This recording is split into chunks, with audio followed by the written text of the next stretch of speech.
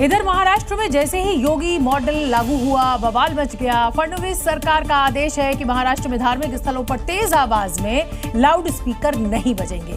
फरमान जारी होने के साथ पुलिस फोर्स एक्शन में आ गई और कई इलाकों में मस्जिदों से लाउड स्पीकर उतार दिए गए और इसके खिलाफ मुस्लिम संगठनों के साथ साथ विपक्षी पार्टियों के नेता डिप्टी सीएम अजीत पवार से मिलने पहुंच गए।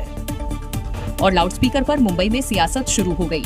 मुस्लिम संगठनों का आरोप है मस्जिदों को टारगेट किया जा रहा है, जानबूझकर परेशान किया जा रहा है। साथ ही मदनपुरा का हवाला देते हुए पुलिस की कार्रवाई को गलत बताया, क्योंकि इसी इलाके में कई मस्जिदों से लाउडस्पीकर उतरवा दिए गए हैं।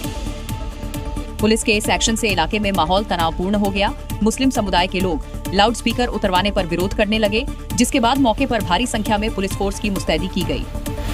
लाउडस्पीकर की कार्रवाई मुंबई के अलग अलग मस्जिदों पे होती भी नजर आई। वहाँ पर जो है जो लाउडस्पीकर है जो वो उतारा जा रहा है, मुंबई के मदनपुरा इलाके में है। यहाँ पर जो है लाउडस्पीकर जो है मुंबई पुलिस की तरफ से जो है कार्रवाई होती भी नजर आ रही है। इधर सरकार के फैसले के खिलाफ मुस्लिम संगठन और समाजवादी पार्टी के नेता अब्बू आजमी ने डिप्टी सीएम अजीत पवार से मुलाकात की और इस एक्शन को गलत बताया। उन्होंने मीटिंग में कहा, मुस्लिम बहुल इलाकों को टारगेट किया जा रहा है, पुलिस पर जबरन दबाव बनाया जा रहा है, पुलिसकर्मी दबाव में लाउडस्पीकर हटा रहे हैं। यानी महाराष्ट्र में योगी मॉडल की एंट्री से ही विवाद शुरू हो चुका है। मुस्लिम संगठन और विपक्षी पार्टी के नेता सरकार को घेरने के लिए इस कार्रवाई को टारगेट का नाम दे रहे हैं। मुंबई में अवैध निर्माण के खिलाफ बुलडोजर एक्शन पिछले 2 दिनों से जारी है और इस पर अब सियासत शुरू हो गई है। संजय राउत इस एक्शन को धर्म विशेष से जोड़ चुके हैं, जबकि ये कार्रवाई कोर्ट के आदेश पर हो रही है। और ठाणे की डीवा में 17 इमारतों को चिन्हित किया गया है, जिसे कोर्ट के आदेश के बाद डिमोलिश किया जा रहा है। बीते 2 दिन से डिमोलिशन ड्राइव जारी है। अभी मैं आपको अगर तस्वीरें दिखाऊंगा तो यहाँ पर ये डिमोलिशन ड्राइव आज फिर शुरू की गई है, जो कल से शुरू है। और कल तकरीबन 17 में से 5 इमारतों को ध्वस्त किया गया था। कुल मिलाकर 33 ऐसी इमारतें हैं जिसे ठाणे महानगर पालिका ने आइडेंटिफाई किए थे। इस एक्शन से पहले इमारतों में रहने वालों को बाहर निकाल दिया गया, परिसर को पूरी तरह से खाली करवा दिया गया और विरोध की आहट के बाद मौके पर पुलिस फोर्स को भी तैनात कर दिया गया। हालांकि कोर्ट के आदेश के बावजूद बुलडोजर एक्शन पर सवाल उठाए जा रहे हैं। संजय राउत ने कहा, हर दिन गरीबों पर अत्याचार हो रहा है, धर्म पूछकर बुलडोजर चलाया जा रहा है। ये जो चल रहा है वो आपातकाल का बाप है, वो इमरजेंसी से गुजर रहे हैं। यानी जो कार्रवाई मुंबई के ठाणे में हो रही है उसकी तुलना संजय राउत ने आपातकाल से कर दी है।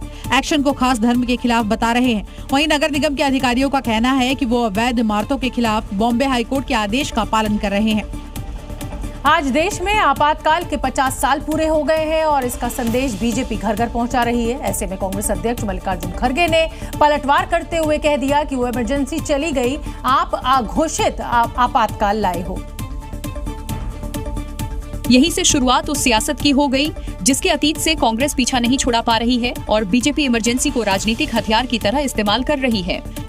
आप एक तरफ गरीब को गरीब बना रहे हैं, अमीर को और अमीर बना रहे हैं और गरीब और अमीर के बीच में इतनी खाई हो गई है, इतना गैप हो गया है कि उसको आप कभी भी मिटा नहीं सकते या नजदीक नहीं ला सकते। खड़गे देश के मौजूदा हालात को अघोषित इमरजेंसी बता रहे हैं। बीजेपी सरकार को कटघरे में खड़ा करने की कोशिश कर रहे हैं, लेकिन बीजेपी ने भी मोर्चा संभालते हुए आपातकाल के डरावने किस्सों से तीखा हमला बोला। इसलिए दिन बहुत महत्वपूर्ण है। हमारी पीढ़ियों को ये बताना होगा कि भारत का लोकतंत्र हमने बचाया है। समग्र भारतवर्ष में काला दिवस के इस रूप को प्रस्तुत कर रही है।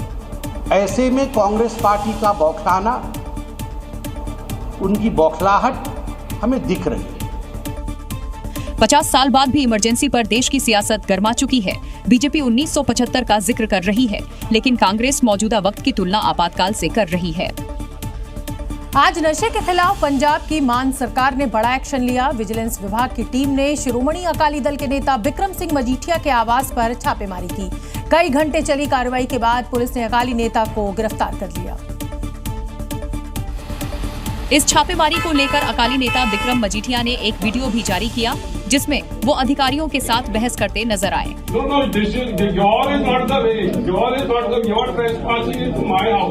नशा कारोबार से जुड़े मामले में पूर्व कैबिनेट मंत्री बिक्रम सिंह मजीठिया के अमृतसर स्थित आवास समेत कुल 9 ठिकानों पर रेड हुई। मजीठिया के अमृतसर ग्रीन एवेन्यू स्थित घर की तलाशी लेने के बाद विजिलेंस ब्यूरो ने पंजाब के पूर्व मंत्री बिक्रम सिंह मजीठिया को गिरफ्तार कर लिया। छापेमारी के दौरान उनकी पत्नी विधायक गुनीव कौर मजीठिया भी घर पर मौजूद थी। उन्होंने आरोप लगाया कि विजिलेंस के अधिकारी जबरदस्ती उनके घर में घुसे और उन्होंने उनके साथ धक्का मुक्की भी की। इस कार्रवाई को लेकर बिक्रम मजीठिया ने कहा, ये विपक्ष के नेताओं को चुप कराने की कोशिश है, मैं न झुका हूँ न झुकूंगा।